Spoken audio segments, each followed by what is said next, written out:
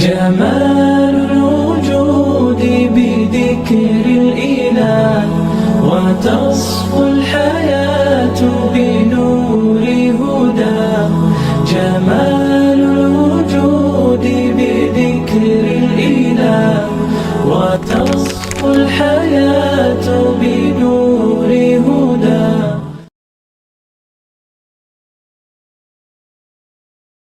السلام علیکم ورحمۃ اللہ وبرکاتہ. الحمد للہ وکفى وسلام علی عباده الذین اصطفى اما بعد فاعوذ باللہ من الشیطان الرجیم. بسم اللہ الرحمن الرحیم. یا ایہا الذین آمنوا لا تلہکم اموالکم ولا اولادکم عن ذکر اللہ ومن يفعل ذلك فأولئك هم الخاسرون. وأنفقوا مما رزقناكم من قبل أن يأتي أحدكم الموت فيقول رب لولا أخرتني إلى أجل قريب فأصدق وأكن من الصالحين وَلَن يُؤَخِّرَ اللَّهُ نَفْسًا إِذَا جَاءَ أَجَلُهَا وَاللَّهُ خَبِيرٌ بِمَا تَعْمَلُونَ. صدق اللہ العظیم. وقال النبی صلی اللہ علیہ وسلم الراحمون يرحمهم الرحمن ارحموا من في الأرض يرحمكم من في السماء او کما قال علیہ الصلاة والسلام. اللہم صل علی محمد وعلی آل محمد كلما ذکرہ الذاکرون وكلما غفل عن ذکرہ الغافلون. اللہم صل علی سیدنا مولانا محمد وعلی آل سیدنا مولانا محمد وبارک وسلم. اللہم صل علی محمد وعلی آل محمد بعدد من صلی وصام وصل علی محمد وعلی آل محمد بعدد من قعد وقام. کرو مہربانی تم اہل زمین پر، کرو مہربانی تم اہل زمین پر، خدا مہربان ہوگا عرش بری پر. قابل احترام معزز ناظرین، حاضرین کرام، عزیز بھائیوں اور دوستو، اللہ تبارک و تعالی نے نبی پاک محمد الرسول اللہ صلی اللہ علیہ وسلم کو اس کائنات میں رحمت بنا کر بھیجا. قرآن مجید نے کہا وَمَا أَرْسَلْنَاكَ إِلَّا رَحْمَةً لِلْعَالَمِينَ. اے پیارے نبی، ہم نے آپ کو تمام جہانوں کے لیے رحمت بنا کر بھیجا ہے. چاہے وہ انسانوں کا جہاں ہو یا حیوانوں کا جہان ہو، چاہے وہ کسی بھی قسم کی مخلوق ہو، ساری مخلوق کے لیے رحمت للعالمین بنا کر ہم نے آپ کو بھیجا ہے. نبی پاک محمد الرسول اللہ صلی اللہ علیہ وسلم نے اس کائنات میں مبعوث کیے جانے کے بعد انسانوں کو ان کے حقوق عطا فرمائے. اللہ کے نبی صلی اللہ علیہ وسلم نے انسان کو بتایا کہ وہ دنیا میں کیوں آیا ہے، اللہ تبارک و تعالی نے اسے دنیا میں کیوں بھیجا ہے، اور تمہیں اس دنیا کی زندگی میں کیا کرنا ہے اور کن کاموں کے کرنے سے اللہ تبارک و تعالی خوش ہوتے ہیں. دنیا کی زندگی کی حقیقت کیا ہے، آخرت میں کن چیزوں پر اللہ کی بارگاہ میں انعام و احسان مل سکتا ہے، وہ تمام تعلیمات رحمت للعالمین صلی اللہ علیہ وسلم نے انسانوں کو دی ہے۔ ایک انسان دوسرے انسان کے ساتھ کیسے زندگی گزارے، اخلاق کے ساتھ ایک دوسرے کی محبت کو اپنے دل میں حاصل کرتے ہوئے کیسے زندگی گزارے، اس کی تعلیم آپ صلی اللہ علیہ وسلم نے دی، اور آپ نے بہترین معاشرت اور بہترین اخلاق کی تعلیم تمام اہل اسلام کو دی ہے۔ آپ صلی اللہ علیہ وسلم نے فرمایا کہ دنیا میں سب سے اچھا انسان وہ ہے جس کے اخلاق سب سے اچھے ہوں، جس کے برتاؤ اور جس کے معاملات، جس کا رہن سہن اپنے گھر والوں کے ساتھ، اپنے رشتہ داروں کے ساتھ، اپنے محلے والوں کے ساتھ اور تمام انسانوں کے ساتھ جس کے اچھے اخلاق ہوں گے، اس سے اللہ تعالیٰ خوش ہوگا۔ تو اللہ کے نزدیک محبوب بننے اور اللہ کے نزدیک چہیتا بننے کا راستہ اللہ کے نبی صلی اللہ علیہ وسلم نے فرمایا کہ لوگوں کے ساتھ اچھا برتاؤ کیا جائے، لوگوں کے ساتھ نرمی کا معاملہ کیا جائے، لوگوں کو نفع پہنچایا جائے۔ نبی پاک صلی اللہ علیہ وسلم نے فرمایا خیر الناس من ينفع الناس، لوگوں میں سب سے بہتر آدمی وہ ہے جو لوگوں کو نفع پہنچانے والا ہے۔ ایک صحابی اللہ کے نبی سے پوچھتے ہیں کہ اے اللہ کے نبی سب سے اچھا آدمی کون ہے؟ اللہ کے نبی فرماتے ہیں سب سے اچھا آدمی وہ ہے جس کی زبان اور ہاتھ کی تکلیف سے دوسرے مسلمان محفوظ ہوں۔ اور مسلمان کی تعریف کی المسلم من سلم المسلمون من لسانہ ویدہ، مسلمان کامل مسلمان تو وہی ہے جس کے زبان اور ہاتھ کی تکلیف سے دوسرے مسلمان محفوظ ہوں۔ تو اس لیے اللہ کے نبی صلی اللہ علیہ وسلم نے ہمیں بتایا کہ دنیا کے اندر جتنی مخلوق ہے ساری مخلوق اللہ کا کنبہ ہے۔ الخلق كلهم عيال اللہ فأحب الخلق من احسن الى عياله، جتنی مخلوق ہے سب کی سب اللہ کی عیال ہے، اور اللہ کے نزدیک سب سے محبوب اور سب سے پیارا بندہ وہ ہے جو اللہ کی مخلوق کے ساتھ اچھا برتاؤ کرے، ان کے ساتھ اچھے اخلاق سے پیش آئے، ان کے ساتھ نرمی اور محبت کا برتاؤ کرے، سب سے اچھا وہ ہے۔ اللہ کے نبی صلی اللہ علیہ وسلم نے فرمایا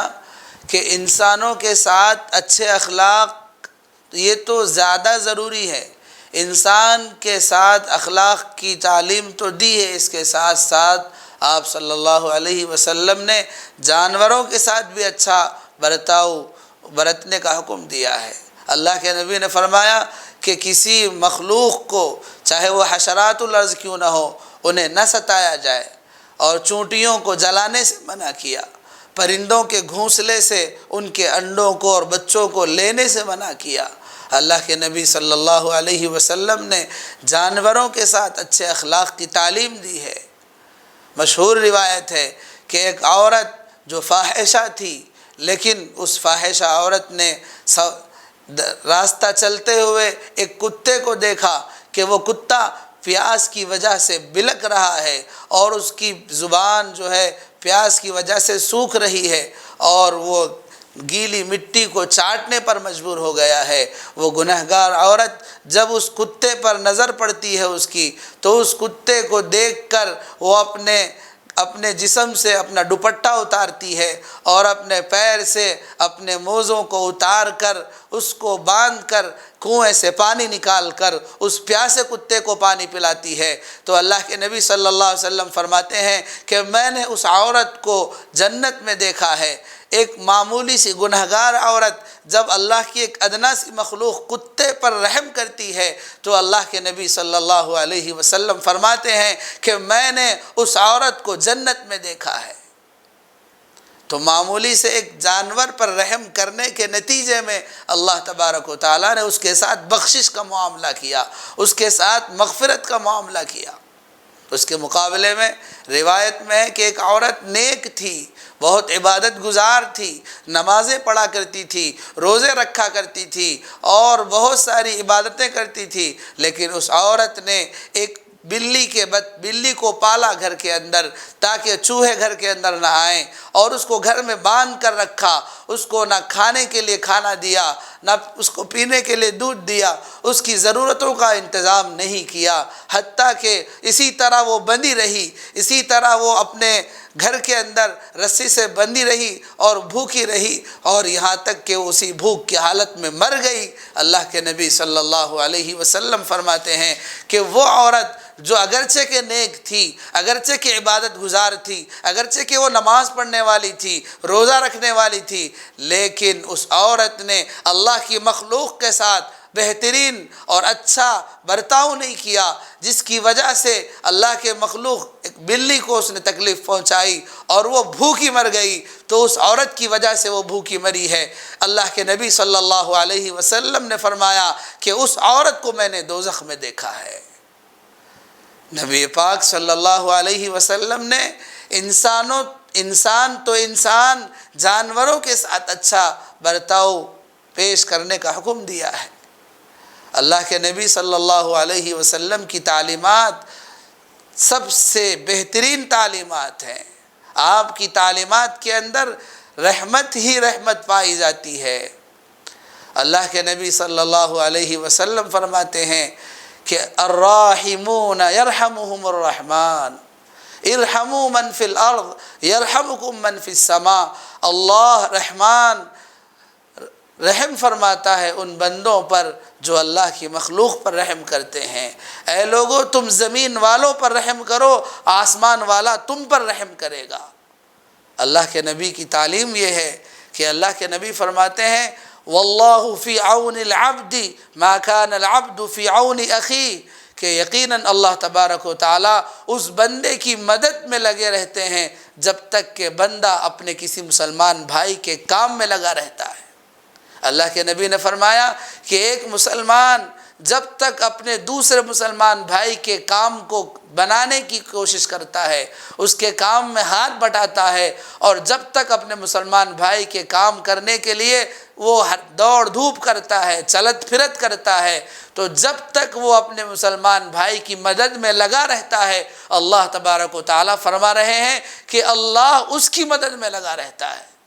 جب تک مسلمان اپنے دوسرے مسلمان بھائی کی مدد میں لگا رہتا ہے، اس وقت تک اللہ اس بندے کی مدد میں لگا رہتا ہے۔ تو یہ کتنی بڑی فضیلت ہے۔ اللہ کے نبی فرماتے ہیں من نفس عن مؤمن کربۃ من کرب الدنیا نفس اللہ لہ کربۃ من کرب یوم القیامہ۔ جو آدمی کسی پریشان حال اور مجبور اور مصیبت زدہ آدمی کی مصیبت کو دور کرتا ہے، اس کی مشکل کو دور کرتا ہے، اس کے برے وقت میں اس کا سہارا بنتا ہے، تو اللہ کے نبی فرماتے ہیں کہ جو آدمی کسی مشکل میں پھنسے آدمی کو سہارا بن کر اس کی مشکل سے نکالتا ہے، اس کی مصیبت میں اس کے کام آتا ہے، تو اللہ فرما رہے ہیں کہ جو آدمی کسی مسلمان کی مصیبت کو دور کرے، اس کے مشکل وقت میں کام آئے، تو اللہ تعالیٰ قیامت کے دن اس کے مشکل وقت میں اس کو کام آئیں گے، اس کے مصیبت کے وقت میں اس کے کام آ کر اللہ اس کا سہارا بنیں گے۔ قیامت کے دن ایک بندہ اللہ کے پاس حاضر کیا جائے گا، مالدار ہوگا، اللہ نے دنیا میں اس کو مال دیا ہوگا، تو اللہ تعالیٰ اس سے کہیں گے کہ اے انسان، دنیا کے اندر میں بھوکا تھا، تو نے مجھے کھانا نہیں کھلایا۔ اے انسان، دنیا کے اندر میں پیاسا تھا، تو نے مجھے پانی نہیں پلایا۔ اے انسان، دنیا میں برہنہ تھا، تو نے مجھے لباس نہیں پہنایا۔ اے انسان، دنیا میں بیمار تھا، تو نے میری عیادت نہیں کی۔ تو وہ کہے گا اے اللہ، آپ تو رب العالمین ہیں، آپ تو خالق کائنات ہیں، آپ بھلا کیسے آپ کیسے بھوکے ہو سکتے ہیں؟ آپ کیسے پیاسے ہو سکتے ہیں؟ آپ کیسے بیمار ہو سکتے ہیں؟ اللہ تبارک و تعالیٰ کہیں گے کہ اے بندے، دنیا میں تو جہاں رہتا تھا، تیرے گھر کے بازو ایک آدمی بھوکا تھا، وہ بھوک کی وجہ سے تڑپتا رہا، لیکن تو اس کے پاس جا کر تو نے اس کی بھوک کو ختم نہیں کیا، اس کو کھانا نہیں کھلایا۔ اگر تو اس کے پاس پہنچتا اور اس کو کھانا کھلاتا تو میری مدد کو تو پا لیتا، مجھے وہاں پاتا۔ ایک آدمی پیاسا تھا لیکن تو نے اس کو پانی نہیں پلایا، اگر تو اس پیاسے کے پاس پہنچ کر پانی پلاتا تو میری مدد کو وہاں حاضر پاتا۔ ایک آدمی بیمار تھا لیکن تو نے اس بیمار کے پاس جا کر اس کی عیادت نہیں کی، اس کی تیمارداری نہیں کی، اس کے دکھ اور درد کے اندر اس کا ساتھ نہیں دیا۔ اگر تو اس بیمار کے پاس پہنچتا تو مجھے وہاں حاضر پاتا، میری مدد تیرے ساتھ ہوتی، لیکن تو نے دنیا کے اندر اس بیمار کی عیادت نہیں کی، اس کا سہارا نہیں بنا، تو لہذا آج بھی ہم تجھے اپنی رحمت سے دور کرتے ہیں۔ اس لیے میرے بھائیوں، اللہ کی مخلوق کے ساتھ اچھا برتاؤ کرنا یہ بہت بڑا عمل ہے۔ اسلام صرف نماز پڑھنے کا نام نہیں ہے، اسلام صرف روزہ رکھ لینے کا نام نہیں ہے، اسلام صرف حج کر لینے کا نام نہیں ہے، اسلام صرف عمروں پر عمرے کرنے کا نام نہیں ہے۔ اسلام کی تعلیم یہ ہے، اللہ کے نبی فرماتے ہیں لیس المؤمن الذی یشبع وجارہ جائع۔ اللہ کے نبی صلی اللہ علیہ وسلم فرماتے ہیں کہ وہ آدمی مومن ہو ہی نہیں سکتا جو آدمی خود تو پیٹ بھر کر کھائے اور اس کے پڑوس میں رہنے والا ایک غریب آدمی بھوکا سو جائے۔ جس آدمی کے گھر میں آدمی خود تو پیٹ بھر کر کھا رہا ہے لیکن اس کے پڑوس میں رہنے والا ایک اللہ کا بندہ، ایک غریب، وہ بھوکے سو رہا ہے، اس کے گھر میں کھانے کے لیے کھانا نہیں ہے، تو اپنے پڑوس میں رہنے کے باوجود اس کا خیال نہیں ہے۔ اللہ کے نبی نے فرمایا کہ ما زال جبرائیل یوصینی حتی ظننت انہ سیورثہ۔ اللہ کے نبی فرماتے ہیں کہ جبرائیل امی میرے پاس اتنی بار وحی لے کر آئے پڑوسی کے بارے میں اچھے اخلاق سے پیش آنے کا حکم دینے کے لیے، اتنے بار مجھے وصیت کی، اتنے بار مجھے پڑوسی کے بارے میں اچھے اخلاق سے پیش آنے کا حکم دیا کہ مجھے گمان ہونے لگا کہ کہیں پڑوسی کو اپنے جائیداد کا حقدار نہ بنا دیا جائے۔ میرے بھائی، اسلام چند اعمال اور چند عبادات کا نام نہیں ہے، اسلام یہ سکھاتا ہے، نبی پاک صلی اللہ علیہ وسلم کی تعلیم یہ ہے کہ ہم اپنے گھر میں رہتے ہوئے اپنے پڑوسیوں کا خیال رکھیں، اپنے محلے میں کسی غریب اور نادار، کسی یتیم اور بیوہ کا ساتھ دیں، اس کی خدمت کریں۔ اللہ کے نبی نے فرمایا الساعی علی الارملۃ والمساکین کالمجاہد فی سبیل اللہ، کہ ایک آدمی وہ ہے جو کسی بیوہ عورت کے لیے کماتا ہے، ایک آدمی خود محنت کرتا ہے اور اپنی محنت کی کمائی کے پیسوں سے ایک بے سہارا بیوہ عورت کے گھر میں اس کی کفالت کرتا ہے، اس کی ضرورتوں کا انتظام کرتا ہے۔ ایک سعودی عربیہ کا ایک واقعہ لکھا گیا ہے، کتاب میں موجود ہے کہ ایک آدمی امام تھے، ان کے ساتھ چند محلے کے لوگ جمع ہوئے اور ان لوگوں نے عمرے کا ارادہ کیا، اور عمرے کے سفر کے لیے لوگ تیار ہوئے، تو اس وقت ایک ان امام صاحب کے محلے میں رہنے والا ایک گنہگار آدمی تھا، اس نے کہا کہ امام صاحب میں بھی آپ کے ساتھ عمرے کے سفر پر آنا چاہتا ہوں، میری زندگی گناہوں میں غفلتوں میں گزر گئی ہے، لہٰذا اب میں اپنی زندگی کو صحیح رخ پر دینے کے لیے آپ کے ساتھ سفر حج پر آنا چاہتا ہوں۔ امام صاحب نے اور ان کے ساتھ کے لوگوں نے کہا کہ اگر تم ہمارے ساتھ آؤ گے تو ہماری بدنامی ہوگی اور ہم کو شرمندگی اٹھانا پڑے گا۔ لیکن اس گنہگار آدمی نے اس امام صاحب سے کہا کہ امام صاحب، میں سچے دل سے میں اللہ کی بارگاہ میں رو کر گڑ گڑا کر میں معافی مانگ لیا ہوں، مجھے اجازت دیجیے میں آپ کے ساتھ سفر کروں گا۔ بالآخر امام صاحب نے اس گنہگار آدمی کو اپنے ساتھ بیت اللہ کے سفر پر حاضری کے لیے اجازت دی، اور یہ سفر وہاں بیت اللہ، یہ قافلہ اپنے علاقے سے بیت اللہ کی زیارت کے لیے وہاں پہنچا، اور وہاں پر مناسک حج ادا کیے گئے۔ جب واپسی کا وقت آیا تو امام صاحب نے اپنے قافلے کے لوگوں سے، اپنے ہم سفر لوگوں سے کہا کہ دیکھو آج واپسی ہے، آج ہمیں واپس ہونا ہے، واپسی کا دن ہے، لہذا تمام لوگ اپنے اپنے سامان کو لے کر تیار ہو جائیں، اور آخر کی اگر کچھ دعا مانگنا ہو تو دعا مانگ لیں، اور بیت اللہ کے اندر نماز پڑھ کر رخصت ہو جائے۔ تو سارے لوگ گئے، وہ لوگ 2 رکعت نفل نماز پڑھ کر انہوں نے اپنے لیے دعا مانگی اور اپنے سواری پر کے پاس آ کر جمع ہو گئے۔ ابھی وہ گنہگار آدمی جو ساتھ آیا تھا، جس نے توبہ کی تھی، سچے دل سے توبہ کی تھی، اس کے انتظار میں لوگ کھڑے تھے، دیکھا کہ وہ ابھی تک نہیں آیا ہے۔ لوگوں نے اس کو جا کر دیکھا تو کیا ہے کہ وہ نماز کی حالت میں بیت اللہ کے اندر اس کا انتقال ہو گیا۔ لوگوں نے بڑی حیرت کا اظہار کیا کہ یہ آدمی جو اپنے علاقے سے ہمارے ساتھ آیا تھا، گنہگار تھا، اس کی موت بیت اللہ کے اندر نماز کی حالت میں اس کی موت آئی۔ اتنی رشک بھری موت، اتنا خوش نصیب آدمی کہ اس کی بیت اللہ میں نماز کی حالت میں موت آ رہی ہے، اور بیت اللہ کے امام اس کی نماز جنازہ پڑھا رہے ہیں، اور جنت المعلیٰ کے اندر اس کو مدفون کیا جا رہا ہے۔ تو سفر کے لوگوں نے یہ کوشش کی کہ یہ آدمی، اس کی زندگی میں ایسا کیا اچھا عمل تھا جس کی بنا پر اللہ نے اس کو اتنی اچھی موت دی، بیت اللہ کے اندر، سرزمین حرم کے اندر، اور مدفن جنت المعلیٰ اس کا قبرستان بنا۔ تو امام صاحب اپنے علاقے میں آئے،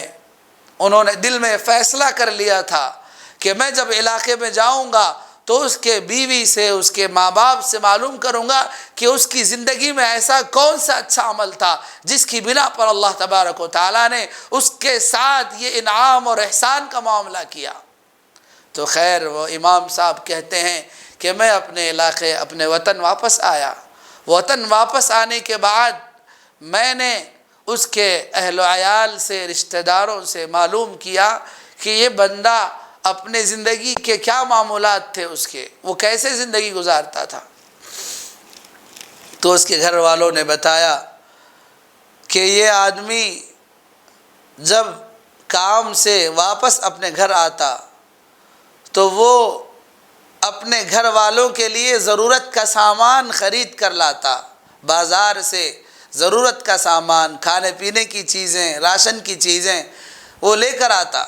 تو اس کے ہاتھ میں 2 تھیلیاں ہوتی تھیں، ایک تھیلی اپنے گھر کے لیے، ایک تھیلی اپنے گھر کے بازو پڑوس میں ایک بیوہ عورت رہتی تھی، اس بیوہ عورت کے لیے وہ سامان خرید کر لاتا تھا، اور پھر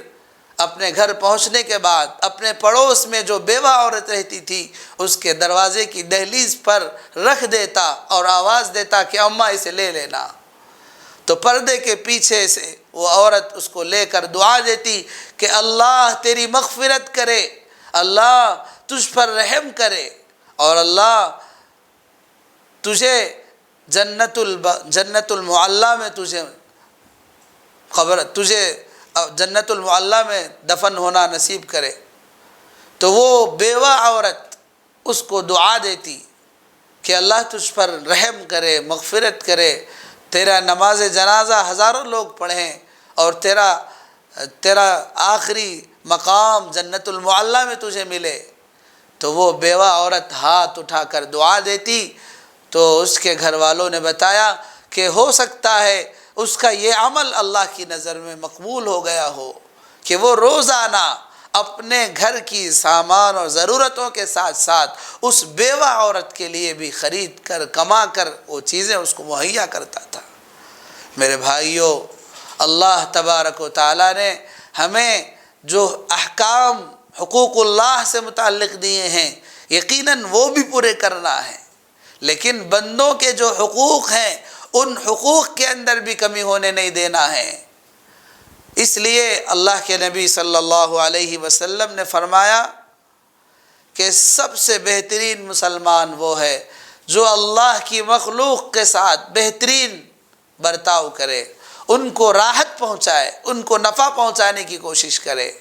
یہ مزاج اللہ کے نبی صلی اللہ علیہ وسلم نے صحابہ میں پیدا کیا تھا، ان کے اندر لوگوں کو نفع پہنچانے کی فکر پائی جاتی تھی۔ امیر المؤمنین حضرت سیدنا ابو بکر صدیق رضی اللہ تعالیٰ عنہ جب خلیفہ بنے، جب خلافت کی ذمہ داری ان کو دی گئی، تو خلافت کے امور جب وہ انجام دے رہے تھے، ایک مرتبہ کا واقعہ ہے کہ حضرت امیر المؤمنین حضرت عمر بن خطاب رضی اللہ تعالیٰ عنہ حضرت سیدنا ابو بکر صدیق رضی اللہ تعالیٰ عنہ سے ملاقات کے لیے آئے، تو ان کے پاس ایک فہرست بنی ہوئی تھی، ایک کاغذ پر نام لکھے ہوئے تھے کہ ان کے علاقے میں مدینہ منورہ میں جتنے لوگ رہتے ہیں ان میں کون آدمی لنگڑا ہے، کون آدمی نابینا ہے، کون آدمی بوڑھا ہے، کون ضعیف ہے، کون بیوہ ہے، جتنے لوگ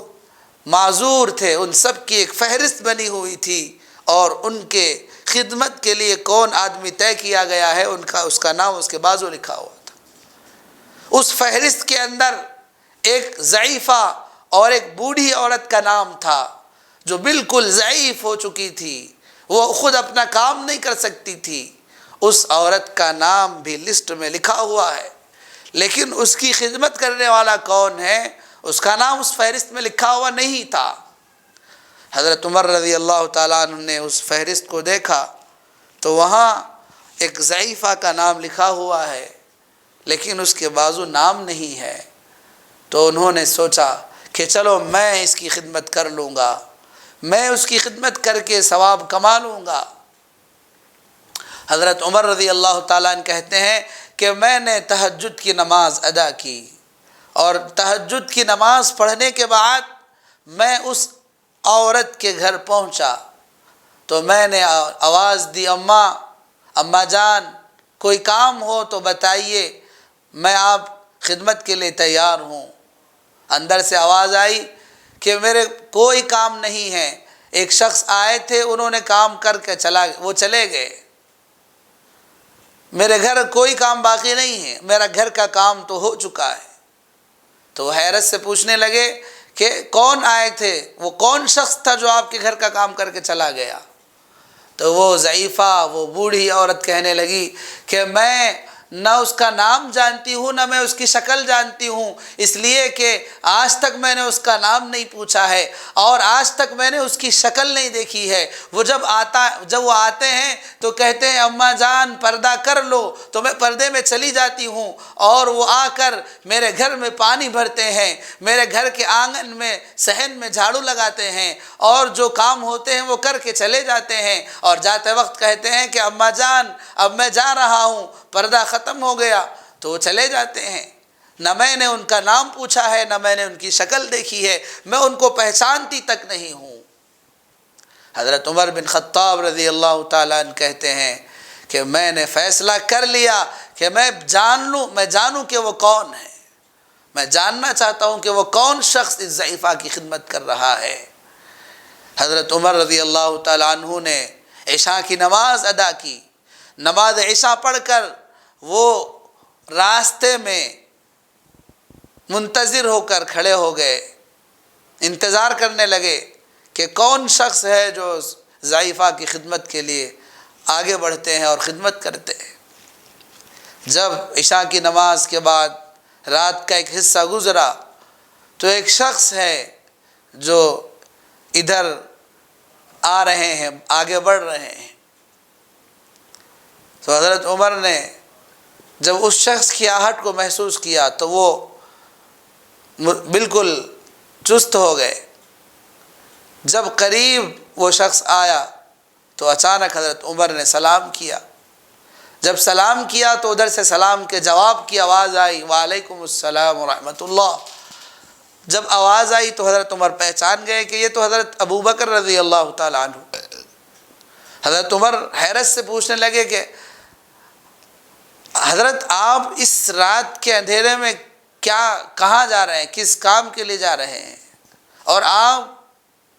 کے پیر میں جوتے نہیں ہیں، آپ چپل پہنے ہوئے نہیں ہیں؟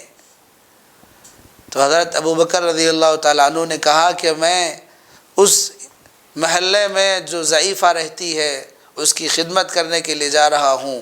اور میں نے پیر میں جوتے اس لیے نہیں پہنے کہ مجھے اندیشہ ہوا کہ اگر میں جوتے پہن کر چلتا ہوا راستے سے آؤں گا تو رات کا وقت ہے، لوگ سو رہے ہیں، لوگوں کی نیند میں خلل ہوگا، میرے چلنے کی آہٹ کی آواز آئے گی تو لوگوں کی نیند ختم ہو جائے گی، ان کو خلل ہوگا، تو مجھے یہ اندیشہ ہوا کہ کہیں لوگوں کو تکلیف نہ ہو، اس لیے میں نے اپنے جوتے اتار لیے اور بغیر جوتوں کے میں چل کر یہاں آیا ہوں۔ تو وقت کے خلیفہ ہیں، امیر المؤمنین ہیں، اس کے باوجود ان کے اندر لوگوں کی خدمت کا اتنا جذبہ کہ رات کے وقت سوائے اللہ کے کوئی نہیں دیکھ رہا ہے، لوگوں کو دکھا کر خدمت کرنے کا جذبہ نہیں تھا، صرف وہ اللہ کو خوش کرنا جانتے تھے، اللہ کو راضی کرنا جانتے تھے، اس لیے وہ اللہ کو دکھانے کے لیے کام کر گئے، اور لوگوں کو دکھانا ان کے مزاج میں نہیں تھا۔ آج ہم اگر کوئی کام کرتے ہیں، کسی آدمی کو ایک وقت کا کھانا کھلاتے ہیں تو ہم فون لے کر پہلے اس کی ویڈیو لیتے ہیں یا اس کا فوٹو لے کر اخبار میں ڈال دیتے ہیں۔ میرے بھائیوں، حضرت سیدنا ابو بکر رضی اللہ تعالیٰ عنہ کی اس زندگی سے ہم سبق لیں کہ وہ نیک کام کر رہے ہیں، خدمت کا کام کر رہے ہیں، مگر اس احتیاط کے ساتھ کہ میرا یہ عمل کسی پر ظاہر نہ ہو جائے، اپنے نیکی کو چھپا کر کرنے کا عادی تھے۔ حضرت عمر فاروق رضی اللہ تعالیٰ عنہ کی زندگی کو دیکھ لیجئے۔ حضرت سیدنا عمر بن خطاب رضی اللہ تعالیٰ عنہ کا معمول تھا کہ وہ رات کے اندھیرے میں پورے شہر کا گشت کرتے تھے، گھوم کر یہ تلاش کرتے تھے کہ کہیں میرے خلافت کے اندر کوئی آدمی بھوکا تو نہیں ہے، کوئی آدمی مظلوم تو نہیں ہے، کوئی آدمی بیمار تو نہیں ہے کہ وہ پریشان ہو۔ تو پریشان حال لوگوں تک پہنچتے تھے خود حضرت عمر رضی اللہ تعالیٰ عنہ۔ ایک مرتبہ گشت کر رہے تھے، آپ نے دیکھا کہ شہر سے کچھ فاصلے پر ایک میدان کے پاس ایک خیمہ بنا ہوا ہے، اس خیمے میں ایک عورت کے کراہنے کی آواز آ رہی ہے، قریب میں ایک آدمی وہاں بیٹھا ہوا ہے۔ جب آپ اس کے قریب گئے تو آپ نے اس سے معلوم کیا کہ آپ کون ہیں، یہاں کیوں بیٹھے ہیں؟ وہ کہنے لگے کہ میں جنگل کا رہنے والا آدمی ہوں۔ تو حضرت عمر نے کہا کہ یہ خیمے سے رونے کی آواز، یہ کراہنے کی آواز کیسی آ رہی ہے؟ تو وہ آدمی جو وہاں بیٹھا تھا وہ کہنے لگا کہ آپ جائیے اپنا کام کیجئے، آپ جائیے اپنا کام کیجئے، یعنی وہ چھپانا چاہتا تھا۔ حضرت عمر نے کہا کہ نہیں، آپ بتائیے کہ بات کیا ہے، آخر کیا پریشانی ہے؟ جب انہوں نے حضرت عمر نے اصرار کیا، معلوم کرنا چاہا، تو اس نے بتایا کہ کیا بتاؤں، یہ خیمے میں میری بیوی ہے، میری اہلیہ ہے، اور اس کی ولادت کا وقت قریب ہے، تو ولادت کی تکلیف سے وہ کرا رہی ہے۔ تو حضرت عمر نے پوچھا کہ آپ کے پاس کوئی خاتون، کوئی عورت نہیں ہے خدمت کے لیے؟ تو اس نے کہا کہ نہیں، میرے پاس کوئی عورت نہیں ہے، میں یہاں اسی لیے آیا ہوں تاکہ امیر المؤمنین کے پاس جا کر ان سے کچھ مدد حاصل کروں۔ حضرت عمر بن خطاب رضی اللہ تعالیٰ عنہ نے کہا کہ آپ ابھی یہیں رکیے، میں تھوڑی دیر میں بھی تشریف لے کر آتا ہوں۔ حضرت عمر اپنے گھر گئے اور اپنے اہلیہ سے کہا کہ دیکھو تمہارے نصیب میں اللہ نے ایک بہت بڑی نیکی لکھی ہے، ایک بہت بڑا خیر تمہارے لیے اللہ نے تمہارے نصیب میں لکھ دیا ہے، لہذا چلو ایک کام ہمارے لیے ایک ضروری کام ہے۔ اہلیہ نے پوچھا کہ کیا بات ہے؟ تو حضرت عمر نے بتایا کہ کچھ فاصلے پر ایک خیمہ ہے، وہاں پر ایک عورت کی ولادت کا وقت قریب ہے، لہذا اس کی خدمت کے لیے ہمیں پہنچنا ہے۔ حضرت عمر رضی اللہ تعالیٰ عنہ نے اپنی اہلیہ کو اپنے ساتھ لیا اور کھانے کے سامان اپنے ساتھ لیے، کچھ آٹا اور کچھ گوشت وغیرہ جو کھانے کی چیزیں تھیں اس کو ساتھ لے کر خود اپنے کندھے پر اٹھا کر وہ خود پہنچ رہے ہیں، اور اپنے اہلیہ کو کہا کہ جاؤ گھر کے اندر اور ان کی خدمت کرو۔ جب اہلیہ پہنچی تو تھوڑی دیر کے بعد ولادت ہو گئی۔ حضرت عمر فاروق رضی اللہ تعالیٰ عنہ نے کھانا اپنے ہاتھ سے چولہا جلایا، اس پر ہانڈی رکھی اور کھانا پکایا اور اس کے شوہر کو پیش کیا اور اپنے بیوی کو دے کر کہا کہ اس کو کھلائے۔ تو جب خدمت مکمل کی، ان کی اہلیہ نے کہا کہ امیر المؤمنین ولادت ہو گئی ہے اور اس کے شوہر کو لڑکے کی خوشخبری سنا دیجیے۔ جب اس مسافر اور اجنبی آدمی نے یہ لفظ سنا امیر المؤمنین تو وہ حیران ہو گیا، تو وہ معافی مانگنے لگا۔ حضرت عمر نے کہا کہ گھبرانے کی ضرورت نہیں ہے، آپ صبح کے وقت آئیے میرے پاس، بیت المال سے آپ کا وظیفہ جاری کیا جائے گا۔ حضرت عمر نے اس نو مولود بچے کے لیے اور اس کی والدہ کے لیے وظیفہ بیت المال سے جاری کیا۔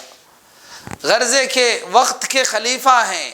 اس کے باوجود لوگوں کی ہمدردی ان کے دل کے اندر اتنی ہے کہ کوئی پریشان حال آدمی اگر مل جائے تو اس کی خدمت کر لوں، یہ جذبہ ان کے اندر پایا جاتا تھا۔ اللہ کے نبی صلی اللہ علیہ وسلم کے پاس ایک آدمی مہمان بنے، حضور نے امہات المومنین کے پاس ایک صاحب کو بلا بھیجا کہ اگر کوئی چیز کھانے کی میرے گھر ہو تو منگا لیں۔ معلوم کیا گیا تو کوئی چیز میسر نہیں ہوئی۔ حضور نے اپنے صحابہ سے کہا کہ اگر کوئی صاحب میرے اس مہمان کا اکرام کرنے کے لیے تیار ہے تو بتائیں۔ تو حضرت ابو طلحہ نے کہا کہ اے اللہ کے نبی میں تیار ہوں، آپ کے مہمان کی ضیافت میں کروں گا۔ الغرض ابو طلحہ انصاری رضی اللہ تعالیٰ عنہ اپنے گھر پہنچتے ہیں، گھر معلوم کرتے ہیں کہ کھانے کے لیے کچھ ہے، تو ان کی اہلیہ بتاتی ہے کہ ہم دونوں کے لیے تو کچھ نہیں ہے، ہمارے بچوں کے لیے تھوڑی سی غذا موجود ہے، وہ سو رہے ہیں، اٹھیں گے تو ان کو کھلا دیں گے۔ ابو طلحہ انصاری کہتے ہیں کہ ان کو سونے دیجئے، اللہ کے نبی صلی اللہ علیہ وسلم کے مہمان کو میں لایا ہوں، ان کی ضیافت کے اور ان کا اکرام کی ذمہ داری میں نے لی ہے، لہذا آج وہ کھانا آپ صلی اللہ علیہ وسلم کے مہمان کو کھلائیں گے۔ حضرت ابو طلحہ نے کہا کہ دیکھو، اپنے اہلیہ سے کہا کہ دیکھو جب مہمان کھانے کے لیے بیٹھ جائیں تو رات جو چراغ ہے چراغ کو بجھا دینا، میں ان کے ساتھ بیٹھ جاؤں گا اور کھانے کی جیسی نقل کروں گا تاکہ مہمان کے دل کو تکلیف نہ ہو اور اس کو یہ ظاہر نہ ہو کہ کھانا اتنا ہی ہے۔ لہٰذا جب مہمان کھانے لگے تو چراغ بجھا دیا گیا اور وہ مہمان بے تکلفی سے پیٹ بھر کر آرام سے کھا لیا۔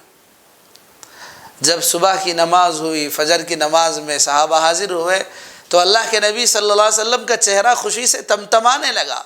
آپ کے چہرے پر خوشی کے آثار ظاہر ہوئے۔ آپ پوچھنے لگے ابو طلحہ کہاں ہیں؟ ابو طلحہ حاضر ہوئے۔ ابو طلحہ رضی اللہ تعالیٰ عنہ کو حضور اکرم صلی اللہ علیہ وسلم نے خوشخبری سنائی کہ رات میں تم نے ہمارے مہمان کے ساتھ اکرام کا معاملہ کیا، اس کی ضیافت کی، اللہ کو وہ عمل اتنا پسند آیا کہ اللہ نے وحی نازل فرمائی اور قرآن میں اعلان کیا یؤثرون علی انفسہم ولو کان بہم خصاصہ، کہ وہ صحابہ کی شان یہ ہے کہ وہ خود بھوکے رہتے ہیں، خود فاقہ برداشت کر لیتے ہیں، مگر دوسروں کو کھلانے کا اور دوسروں کو پلانے کا اتنا خیال رکھتے ہیں کہ خود کا فاقہ ہے مگر خود نہیں کھا رہے ہیں، دوسروں کو کھلا رہے ہیں۔ ایثار ان کے اندر پایا جاتا تھا۔ میرے بھائیوں، اللہ کے نبی محمد الرسول اللہ صلی اللہ علیہ وسلم نے ہم کو یہ تعلیم دی ہے کہ ہم دوسروں کا سہارا بنیں، ان کی ضرورتوں کو پوری کرنے کی کوشش کریں۔ اسلام کی تعلیم ہم کو یہ بتاتی ہے، اللہ کے نبی نے فرمایا الخلق کلہم عیال اللہ فاحب الخلق من احسن الی عیالہ، ساری مخلوق اللہ کی عیال ہیں، اللہ کا کنبہ ہے، اور سب سے اچھا آدمی وہ ہے جو اللہ کی مخلوق کے ساتھ اچھا برتاؤ کرے، اس کے ساتھ اچھا معاملہ کرے۔ اس لیے آج ضرورت ہے کہ ہم اپنے خاندان کے اندر، اپنے محلے اور پڑوس کے اندر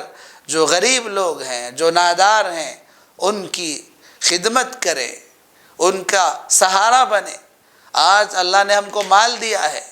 تو اس مال کی ہم اتنی محبت کرتے ہیں کہ اس کو خرچ کرنا ہمارے لیے گوارا نہیں ہے۔ قرآن مجید میں سورہ منافقون میں کہا گیا کہ دیکھو اللہ نے تم کو جو مال دیا ہے، انفقوا مما رزقناکم من قبل ان یأتی احدکم الموت، خرچ کرو اس مال میں سے جو اللہ نے تم کو دیا ہے اس دن سے پہلے کہ تمہیں موت آ جائے۔ موت آنے کے بعد یہ بہانہ کرو گے کہ اے اللہ آپ نے مجھے پہلے ہی موت کا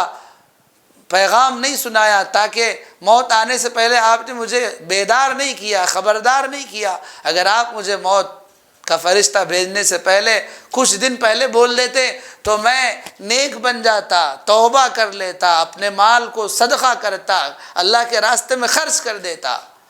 وہ عذر جب بندہ اللہ کے سامنے کرے گا